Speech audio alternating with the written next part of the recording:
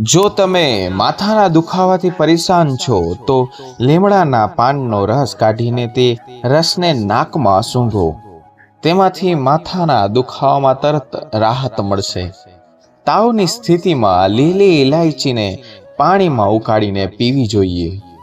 જો તમારા દાંત વાંકાચૂકા હોય તો તમારા દાંત પર ફુદીનો ઘસો.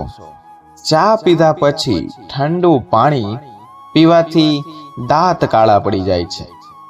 શાકભાજીને લાંબા સમય સુધી તાજા રાખવા માટે આદુના નાના નાના ટુકડા કરી તેમાં રાખો. આનાથી શાકભાજી લાંબા સમય સુધી બગડતા નથી મિત્રો.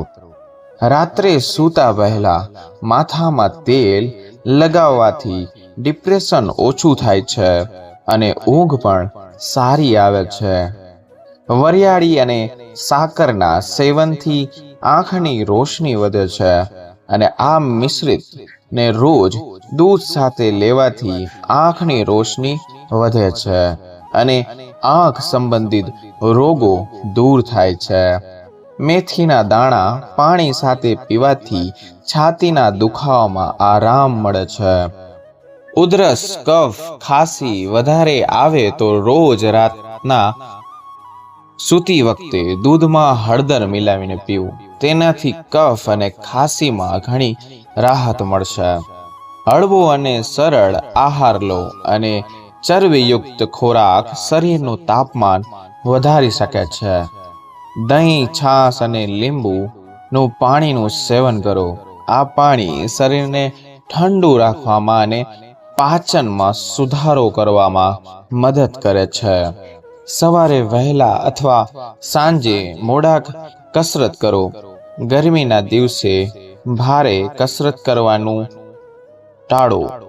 કોફી પાવડરમાં 2 ચમચી એલોવેરા જેલ ભેળવીને ચહેરા પર લગાવવાથી ચહેરો નરમ બને છે અને ચહેરા પરના દાગા ગાયબ થવા લાગે છે. વાળની લંબાઈ વધારવા માટે નાળિયેરના તેલમાં આમળાનો પાવડર મિક્સ કરીને વાળને મૂળમાં મસાજ કરો. વાળની લંબાઈ બમણી ઝડપથી વધે છે.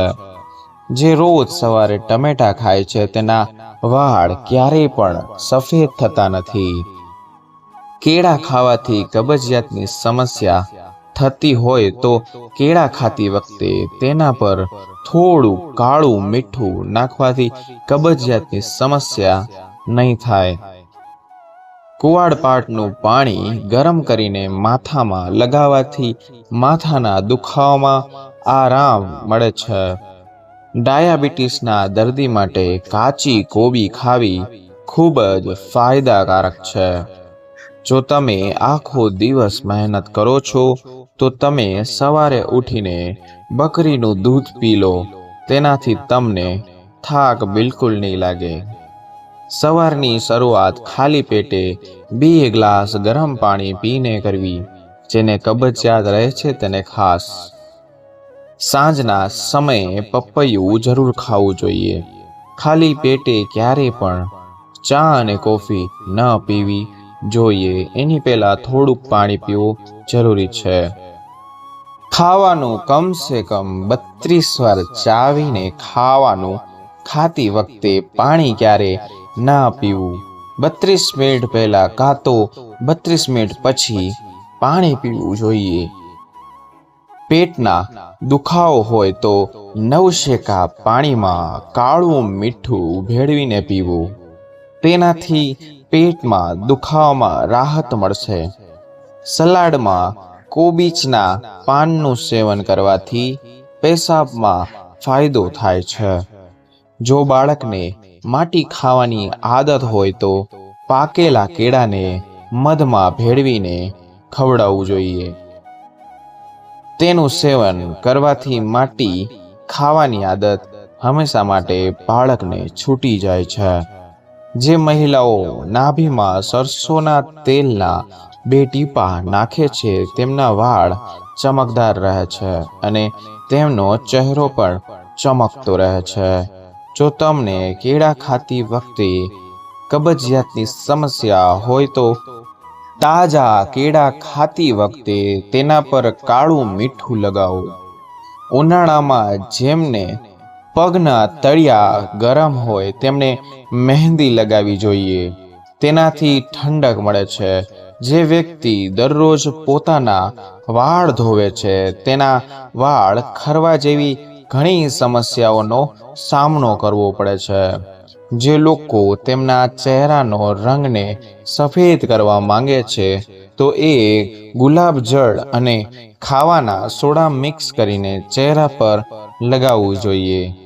તેનાથી ચહેરા પરને કાળા દાગ નીકળી જાય છે અને રંગ ગોરો બને છે. જો તમને પેટની કોઈ સમસ્યા હોય તો મસૂરની દાળ વધુ ખાઓ. ઘણીવાર રસોડામાં હાથ પગ બળી જાય છે, તેથી ઘેર બનાવેલા માખણ લગાવવાથી આરામ મળે છે. દાડમનો રસ હાઈ બ્લડ પ્રેશરની સમસ્યાને દૂર કરે છે. દરરોજ દાડમનો રસ પીવાથી હૃદય મજબૂત થાય છે. દેશી ઘીથી માથામાં માલિશ કરવાથી મગજ તેજ થાય છે અને માથાના દુખાવામાં આરામ મળે છે. સૂતા પહેલા તળિયા પર સરસોનું તેલ અથવા દેશી ઘી ગરમ કરીને માલિશ કરો. નાભી અને નાક પર લગાવો. સ્નાન કર્યા પછી નાક અને નાભી પર લગાવો. રાત્રે દૂધમાં અડધી ચમચી હળદર ભેળવીને પીવાથી વ્યક્તિ જલ્દી વૃદ્ધ થતો નથી અને હળદરનું સેવન કરવાથી વૃદ્ધ ચહેરો પણ યુવાન બને છે.